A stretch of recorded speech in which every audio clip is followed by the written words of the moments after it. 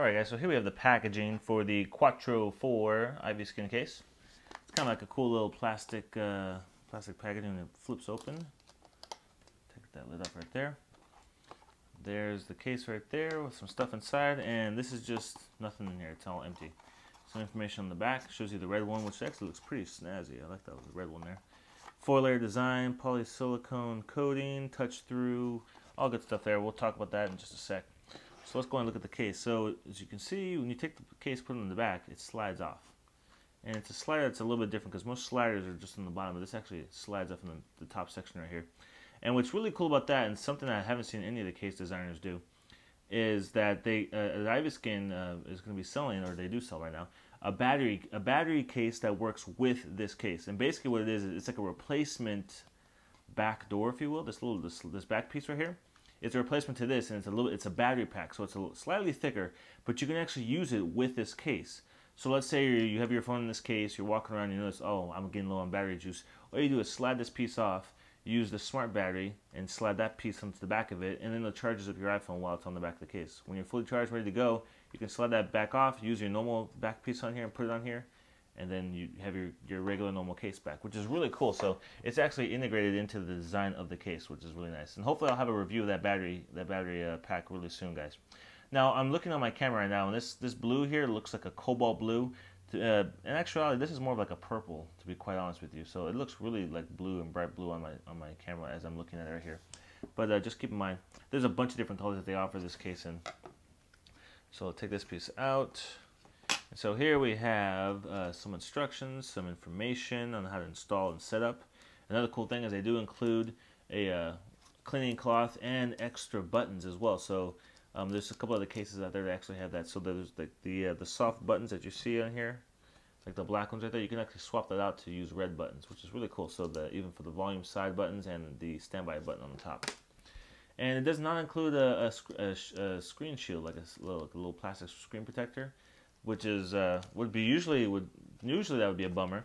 But the cool thing about the Quattro4 is that it actually has a built-in glass screen shield, and that is real glass. And so let me show you here one of the negatives I don't like about this case. I wish they would kind of tweak is you can actually take the glass out, which I kind of wish it was like maybe glued into there so that way it wouldn't pop out. Because I mean, I don't know.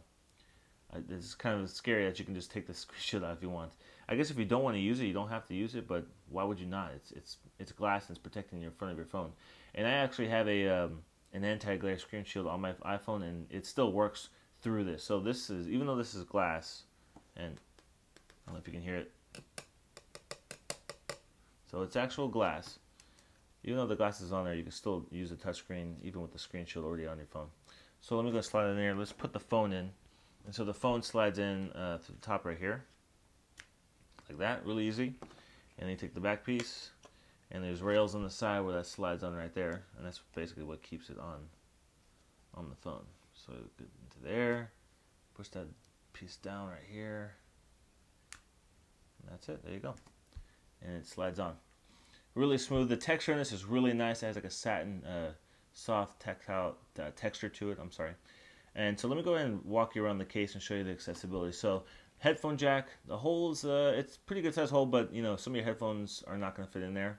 Definitely the slimmer ones that are made for the iPhone will probably have no problem with that. Standby switch is covered up, but it has like a little rubber nub, and like I showed you earlier, you can swap that one out for the red ones that come with it, and you can still feel the click when you push down it, so I kind of like that.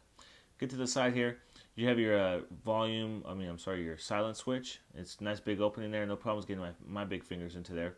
And the volume buttons are covered up, and so that's kind of cool. I like how that protects it right there. You can swap out those ones as well for the red buttons if you like. Get to the bottom.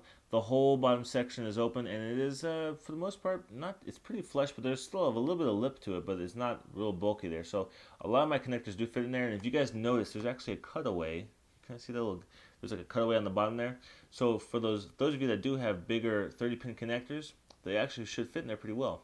And all my plugs fit in there pretty nicely. I didn't have any issues with that at all.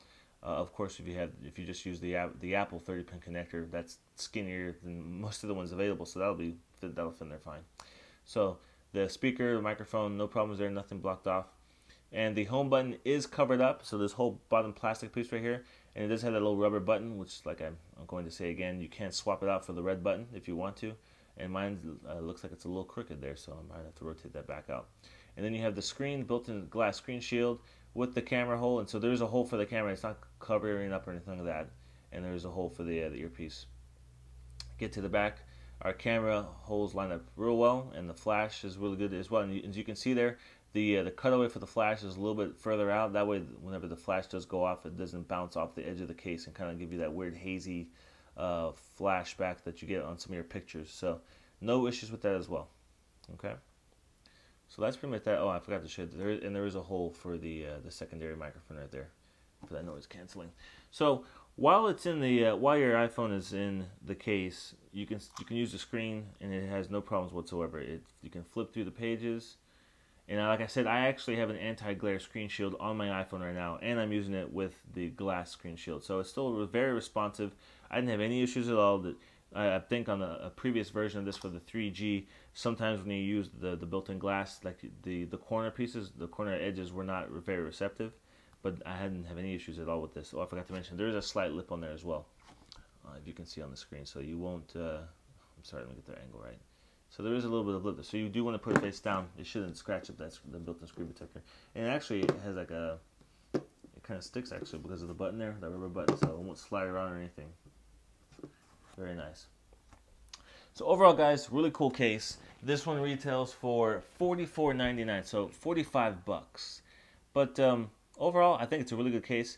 And like I said, there's one more thing I'd like to see improved. I forgot to mention this. I apologize. So the one thing I would like to see, the first one, is that the glass was maybe part of the case and not like separate, so you can pull it out of there.